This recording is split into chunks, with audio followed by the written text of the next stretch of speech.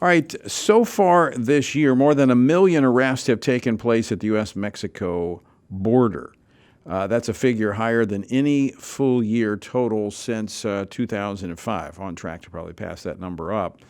And that doesn't account for those that have not been apprehended. And Texas farmers are saying the damage being caused to ranches and farms is extremely costly. Now, what's interesting here is that, and I'm going to go to two parts of the country.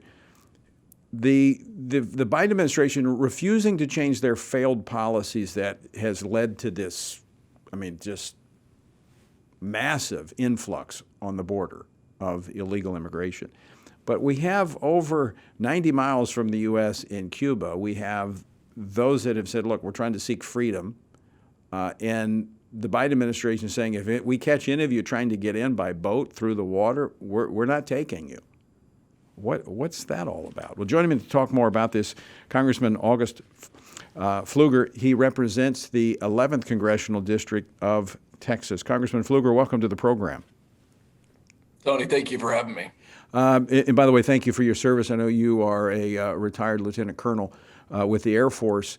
The two issues here, and you've connected the two, so it wasn't unnatural for me to connect those two, but you've spoken out about this, that we're just letting people flood across the border on our southern border, and not just from Mexico, from all parts of the world that are doing damage, not only to our property, human trafficking, drugs, but those seeking freedom on the other side are not welcome.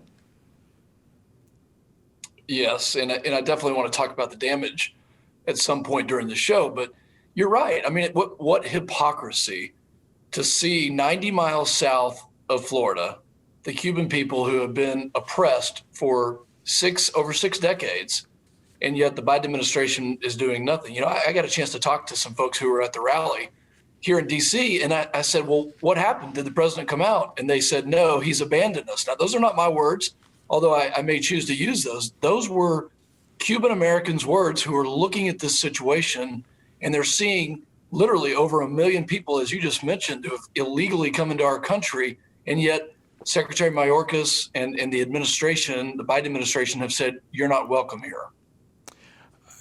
What's the difference? Why treat one group of people different than the other? It seems to me that it doesn't fit the narrative. And the narrative is that you see the flags, the American flags that are being waved in the streets of Havana and throughout Cuba, and they're screaming Libertad. They're not asking for anything other than liberty, for freedom, the same things that this country was founded on. And yet in this country, we can probably go on and on about the different things in our own rights that are potentially being encroached upon or are being encroached upon. And yet then you see this willingness of the Biden administration to open up our southern border and to do nothing. We have record numbers of illegal immigrants who have entered this country. The drugs, the violence, the crime, the trafficking, these are real issues. And so the hypocrisy is just, it's beyond me why we can't address the security, but yet we still can't help those who are in need, who want liberty. Right. Well, let's talk about what's happening on the border down there. You're from Texas. You've been talking to farmers and ranchers, and this problem has become immense, and it is extremely costly for these farmers, and you're helping them seek damages from the federal government.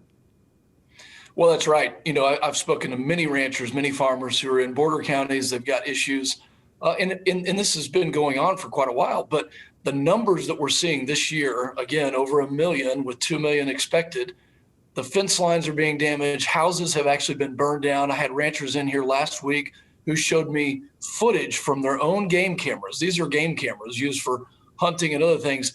In one day, they counted over 20 folks who were dressed in military style clothing, who were crawling, over the fences or cutting their way through the fences, which when you think about that, you have livestock, cattle, right, who are getting out and vehicles are being stolen. It's atrocious to see the lack of regard for just our overall safety and security and prosperity of ranchers and farmers. And you're right, I am trying to help those folks and seek compensation and reimbursement from the federal government for those ranchers and farmers who are being affected.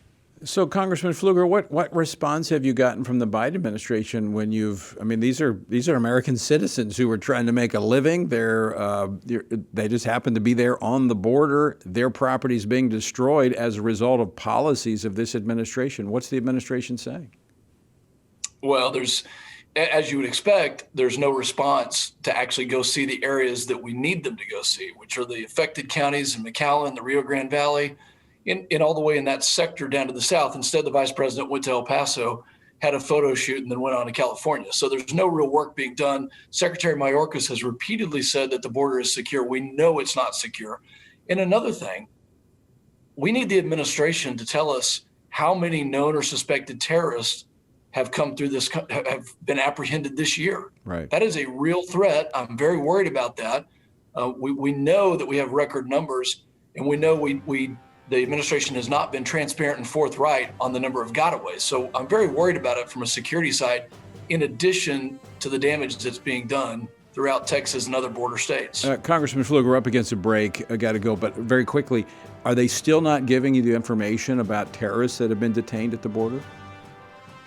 We are writing a letter asking that information. We want that to be published for public information. There are classified briefings that exist, and we'd like them to come out and share it with the American public so that it's above board and it's transparent. All right, good enough. Congressman Pfluger, thanks for joining us. Great to talk with you. Thank you very much.